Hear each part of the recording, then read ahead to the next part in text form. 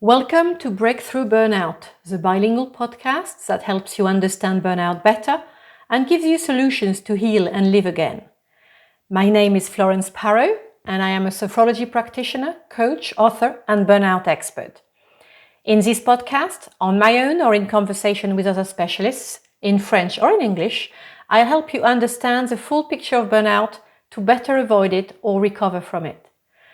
Breakthrough Burnout, the podcast that helps you understand and heal. Today, I would like to talk to you about one of the main reasons that people go into burnout. Too much of everything for too long.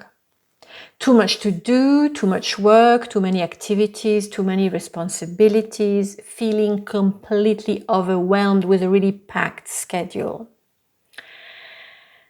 And the thing is, we're not meant to be functioning that way 24/7.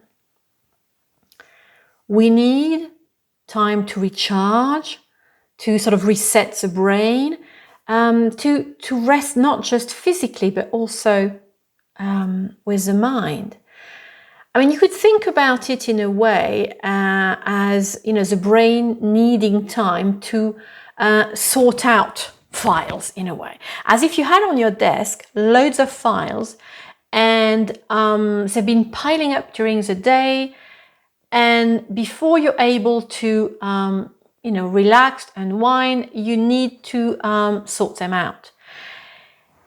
The brain needs to do something like that at the end of the day, and in order to do that, it needs space, it needs time, and generally speaking, our whole body, mind, need to have some time to recharge. I mean, you wouldn't think about using your mobile phone, for instance, without recharging it from time to time.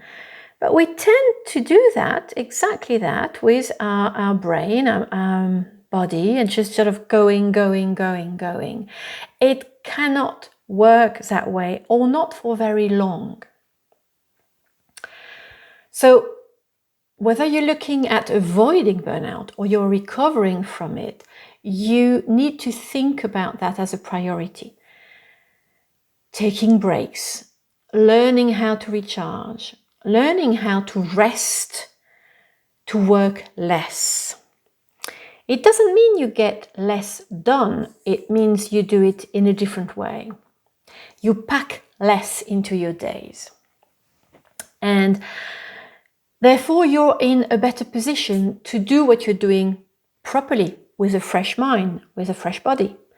So it takes some thinking about it. It takes some getting used to it, because this may not be the way you're functioning or you have been functioning, but it's rethinking the way you are organized, the way you are thinking about your priorities, what you have to do. It can be about sometimes doing some things more slowly. It can be about taking time to do something that feels good. Not just what you need to do, you have to do, what is planned, the work. It's not just about work. It's not either, work or nothing. It's about finding a good rhythm, a good balance, so that you can recharge and renew, and you can be able to do whatever it is you would like to do. The secret number one, in a way, to achieve that is to take breaks. It can be 1-minute breaks. It can be about taking at least a day off during your week, and it definitely is about days off and holidays, generally speaking. Taking a 1-minute break during your day is something I would really recommend. Actually, taking several of those breaks, very short break. It can be 1 minute, can be even 30 seconds. So it doesn't really take time. But if you do them regularly, several times a day, I would say maybe once or twice in the morning, once or twice in the afternoon as a minimum, on top, and not instead of your lunch break or anything else you might already be doing. This can really reset you for good. It's about sitting down, closing your eyes, breathing, and just being present to the body, the way it's placed, the contact of your feet on the floor, or just your breath, your in-breath, your out-breath, the way that it's going naturally. If you would like more about this, I have a video on the YouTube channel about it that you can watch. But this is definitely a practice I would recommend. And if you were to take away one thing from this episode, I would really recommend that this is it, because it can make a huge difference. It allows things not to escalate, not to accumulate, and it allows your body, your mind to rest, even if for a short time, to really reset quickly, so that you're more able to then go back to whatever it is you need to do. Also, having a weekly break, stopping for one day a week at least, is definitely a great idea. If those are 2 days, brilliant. The more, the better. But at least having one full day with no work, no commitments of any kind, no need to wake up at a particular hour. It can be just about fun things that you've organized, or just looking at your day, with a fresh eye when you wake up that morning and think, okay, I have the full day ahead of me. What is it I feel like doing today?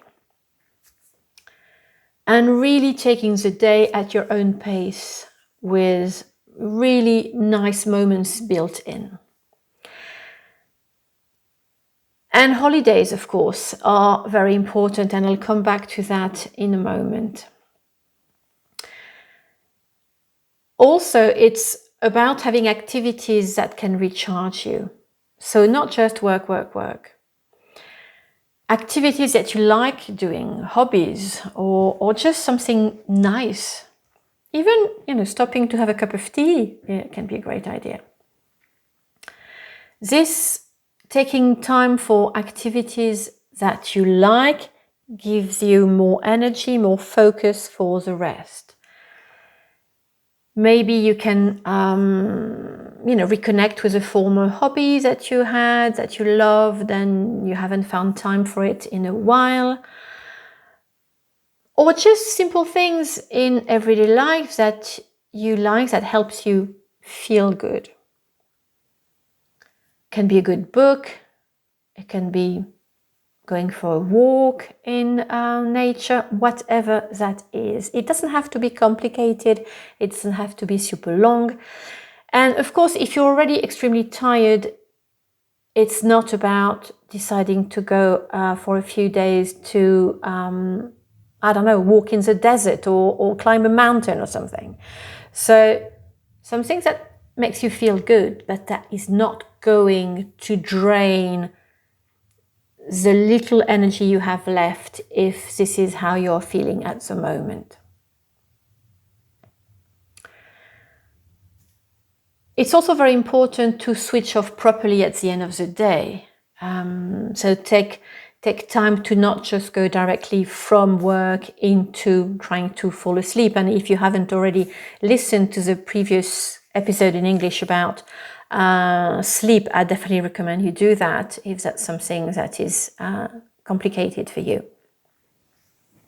You need time for some things that will help you wind down before you try to go to sleep.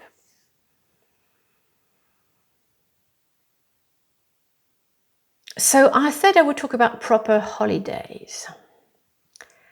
First, a good idea is, when you're looking at your schedule for the months ahead, is to plan, like say at the beginning of the year, or, at the middle of the year. When I'm recording this, it's July. This could be the perfect time to do this. Looking at, the next 6 months or something. Schedule, factor in your diary, holidays, days off, time to do things that really are close to your heart. And then put in your diary, the work you need to do, events you need to attend, etc. But first, put holidays and days off, because otherwise they're not going to happen. And if you're going on a holiday, if you're listening to this when it's going on air in July, then maybe you're going on a holiday this summer, or maybe, it's about a holiday you're taking later on. When going on a holiday, truly unplug.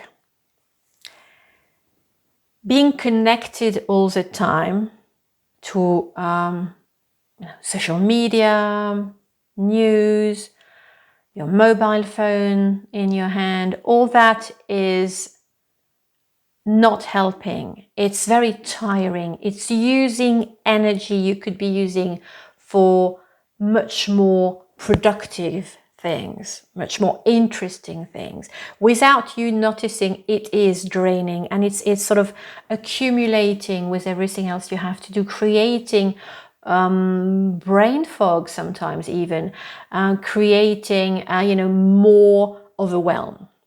So that's something you can do, obviously, at the end of the day, something you can do even during the day if, there are moments during the day where you can just, let go of the phone and connection. But definitely during holidays, switch off as much as possible. Well, first, no work of any kind at all. That's a must. Do not even think about checking your work emails or, social media that's related to work. Completely disconnect. Use the out of office automatic reply on your email account. Give the dates you're away and a contact within the company, for instance. Same thing for your work mobile phone number if you have one.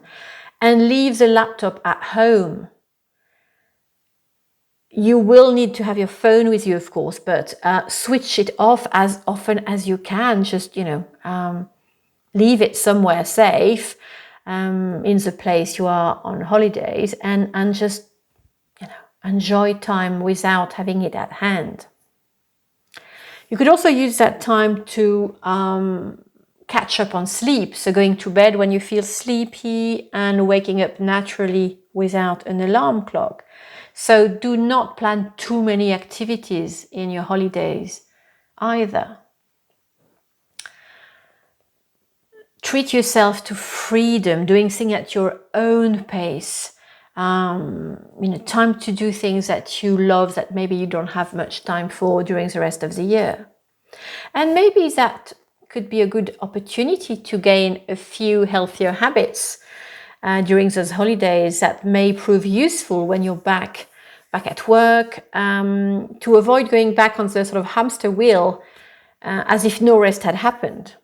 Because if you take a good holiday but you go straight back in doing the exact same thing you did before, then before you know it, you're going to feel stressed and tired and overwhelmed again.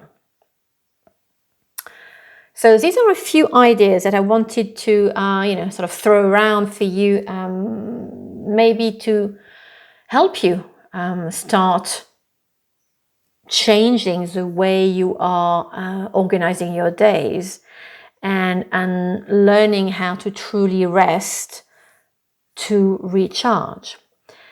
If you need help to declutter your timetable, to rethink how you work and organize your life generally, do get in touch. I can help. And if you want to, have more ideas about burnout, listen to other episodes of the podcast. You have my blog as well, and the YouTube channel. And feel free to email me with comments and questions, no problem at all. Now I'm going to be following my own advice and going on holidays for the whole of August. So there will not be any podcast episodes in August. I'm going completely off, and I will see you again, I hope, with loads of renewed energy for all of us in September.